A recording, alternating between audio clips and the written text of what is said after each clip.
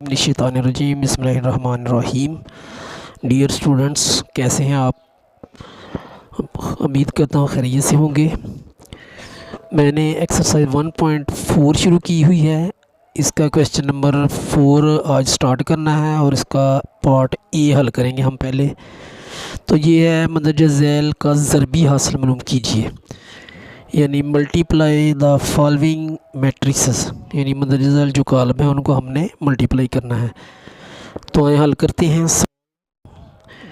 ये पहला कॉलम है और ये दूसरा है। पहले हमने देखना है इनमें मल्टीप्लाई हो सकता है या नहीं। तो उसमें पहले हम कॉलम देखते हैं, पहले के और दूसरे की कतारें, उनकी तादाद बराबर हो तो मल्टीप्लाई हो सकता है। तो पहले के कॉलम हैं 2 और अगले की कतारें हैं 2, तो इनमें मल्टीप्लाई हो सकता है। मैंने तो किया है, लेकिन ये सिर्फ आपको बताना है कि मल्टीप्लाई होने की शर्त क्या है। तो आए अब आगे मल्टीप्लाई करते हैं।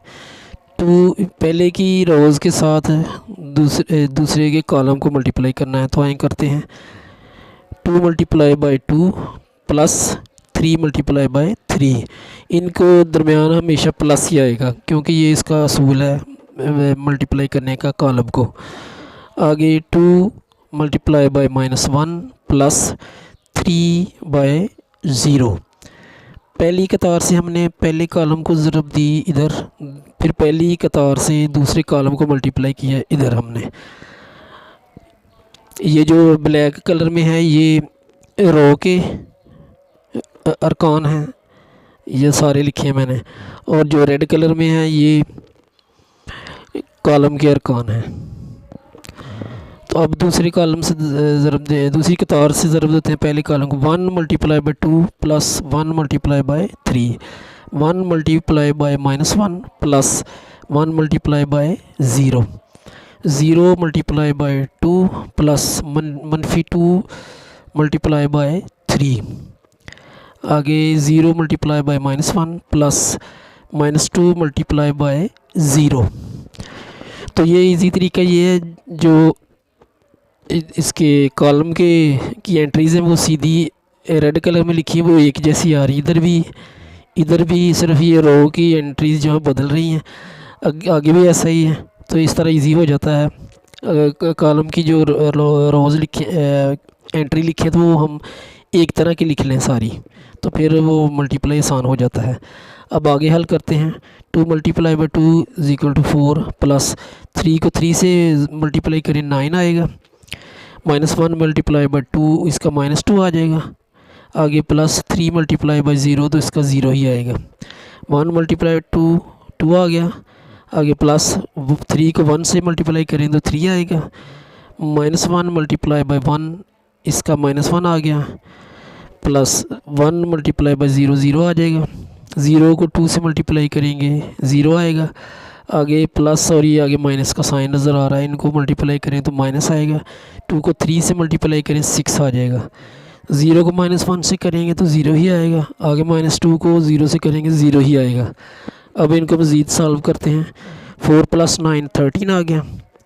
इधर इक्वल लाजमी लगाने हैं क्योंकि ये अगर ना लगाएं तो क्वेश्चन गलत हो सकता है। -2 + 0 -2 आ गया।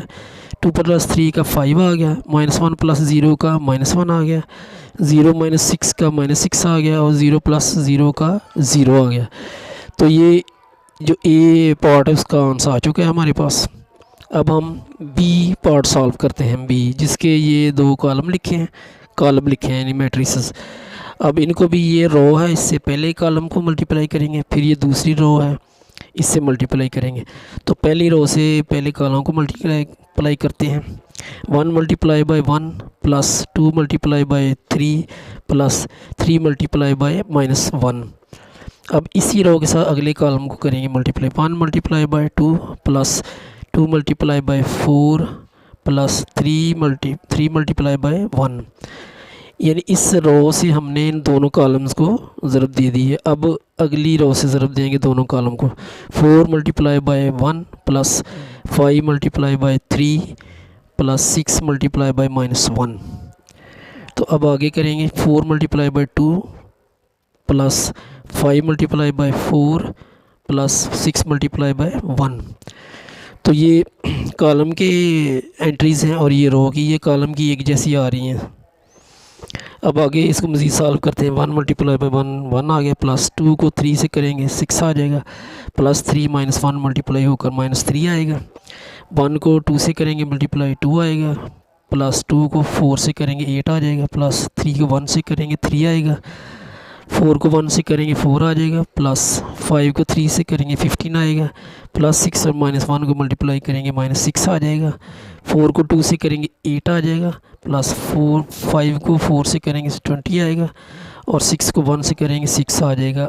अब मज़ीद सॉल्व करते हैं। 1 + 6 7 आ जाएगा, आगे -3 ऐसे लिख देंगे। 2 ये तीनों प्लस होंगे तो तीनों को प्लस कर देंगे। 2 + 8 10 हो गया, प्लस 3 13 आ जाएगा।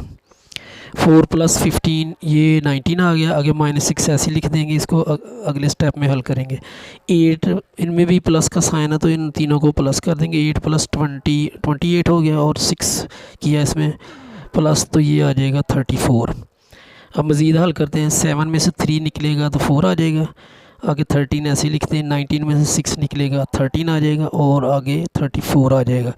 तो इसका ये हमारे पास आंसर आ चुका है। तो ये उम्मीद है करता हूँ आपको इसकी अच्छी तरह समझ आ गई होगी। आप मेरे चैनल को सब्सक्राइब करें ताकि आपको आइंदा अच्छी वीडियोस मिलती रहें। लाइक भी करें, शेयर भी करें, कमेंट्स भी दें। तो आखिर में दुआ में याद रखिएगा, अपना ख्याल रखिएगा। अल्लाह हाफिज़।